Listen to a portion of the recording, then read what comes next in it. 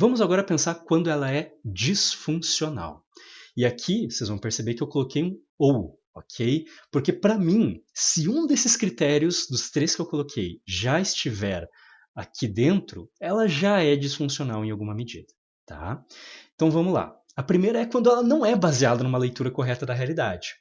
Geralmente, o que causa isso são distorções cognitivas, ou seja, padrões enviesados de ler a realidade, nos quais a gente transforma uma hipótese, dentre várias outras possíveis, em uma coisa que a gente está levando muito a sério, como se fosse realmente uma realidade, como se essa é a verdade, só que baseado em poucas evidências, né, evidências insuficientes para a gente considerar aquela hipótese real, nenhuma evidência, ou até mesmo ignorando evidências contrárias. Isso é distorção cognitiva, que é um conceito da TCC. Eu estou resumindo do meu jeito. Eu vou falar sobre distorções cognitivas em um outro grupo de lives que eu pretendo fazer no futuro, mas saibam que essa é a base, se vocês quiserem pesquisar e tudo mais. No meu Instagram, @ArthurClemes, eu tenho lá uma série de carrosséis que tem lá os nomes e a explicação das principais distorções cognitivas que a TCC propõe. São 13 principais, tá bom? Então, isso é uma leitura não correta, né, da realidade. É a principal causa disso. Então, se a gente está tendo uma emoção baseada numa leitura que não é realista, percebe que ela não vai ajudar a gente?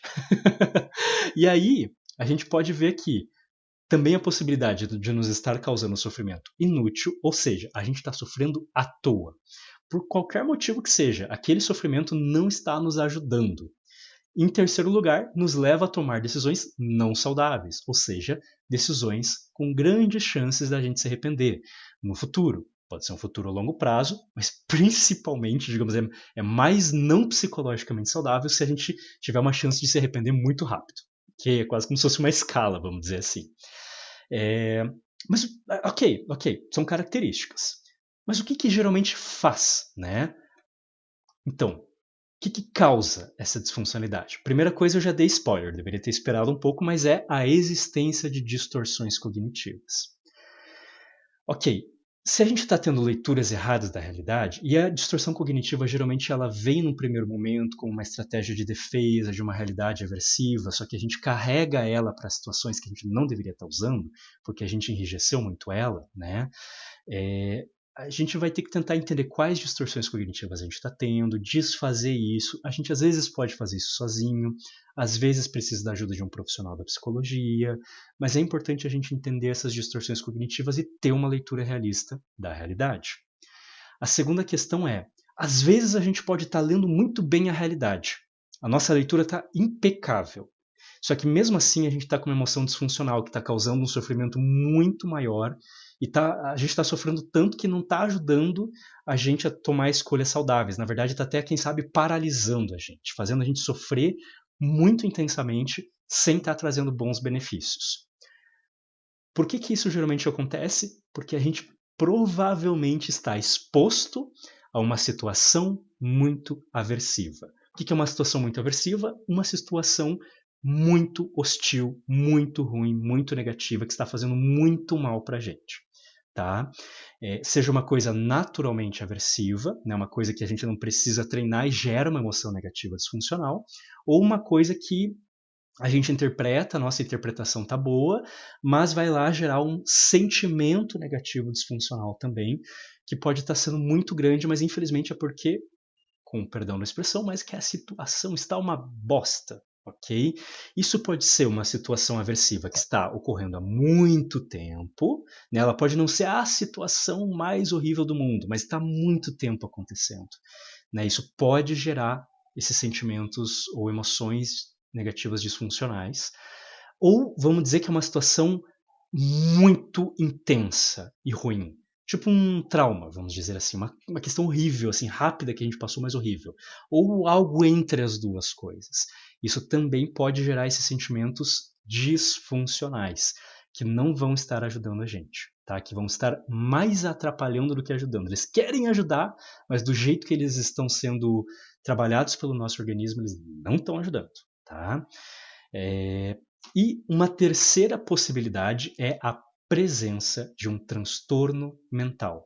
como a gente viu no exemplo do borderline ali antes, né, por vários motivos que a gente está tentando entender até hoje, alguns a gente entende melhor, outros a gente entende menos, vários têm a ver com a questão do nosso aparato biológico, do sistema límbico, alguma outra coisa assim.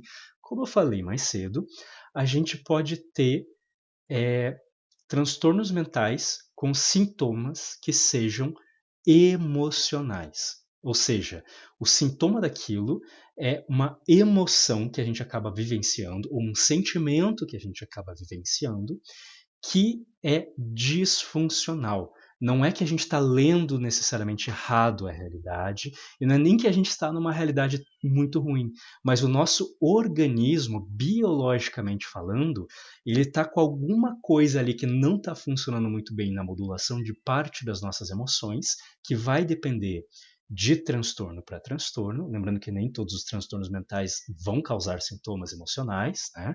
Mas dependendo do transtorno, vai gerar uma vivência disfuncional daquela emoção. Por que disfuncional? Porque está fazendo a gente sofrer sem trazer benefício significativo, está levando a gente mais para decisões não saudáveis do que saudáveis, e etc. Né?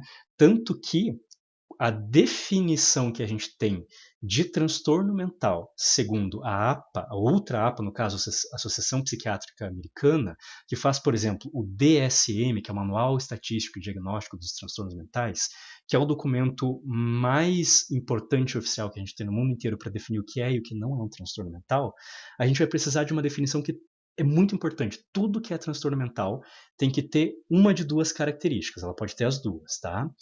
Tem que causar sofrimento clinicamente significativo e ou prejuízo em uma ou mais áreas da vida, né? Um prejuízo significativo em áreas da vida. Ou seja, percebe como tem um sofrimento, e esse sofrimento a gente geralmente vai estar falando de emoções, de sentimentos, né? Então, o transtorno mental ele está muito associado a essa ideia de emoções e sentimentos disfuncionais. Arthur, eu posso ter distorção cognitiva, ao mesmo tempo que eu tenho um transtorno mental e ao mesmo tempo que eu estou numa situação horrível? Sim, você pode ter os três. Né? Como eu falei, a distorção cognitiva você trabalha entendendo e tentando desconstruir e construir uma noção melhor de realidade. A situação muito aversiva, a gente vai tentar construir uma forma de sair daquela situação aversiva e ir para outras situações mais seguras, ter um feedback ambiental positivo. Transtorno mental, a gente precisa fazer um diagnóstico desse transtorno mental e realizar um tratamento adequado. Perceba que as três coisas são muito beneficiadas pelo trabalho com um profissional de saúde mental.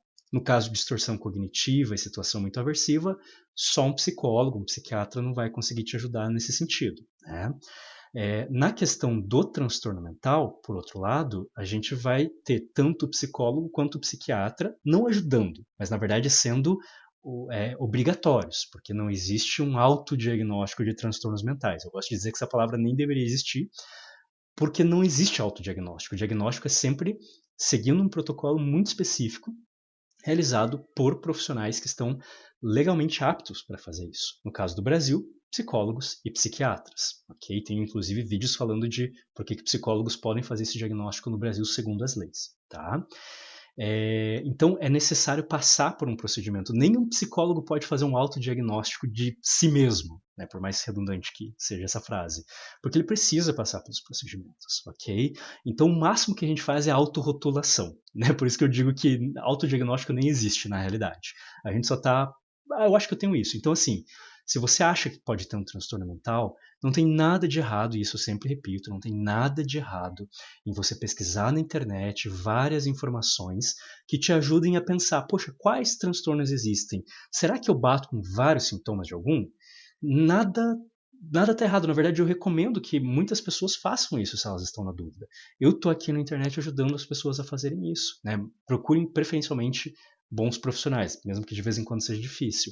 Mas se você realmente procurou, pesquisou e acha que pode ter um transtorno mental, o próximo passo é, assim que possível, assim que você tiver tempo, dinheiro, capacidade, né, possibilidade, vá procurar um profissional de saúde mental, psicólogo ou psiquiatra, para ver se você tem um diagnóstico, para que isso seja tratado corretamente segundo os melhores protocolos.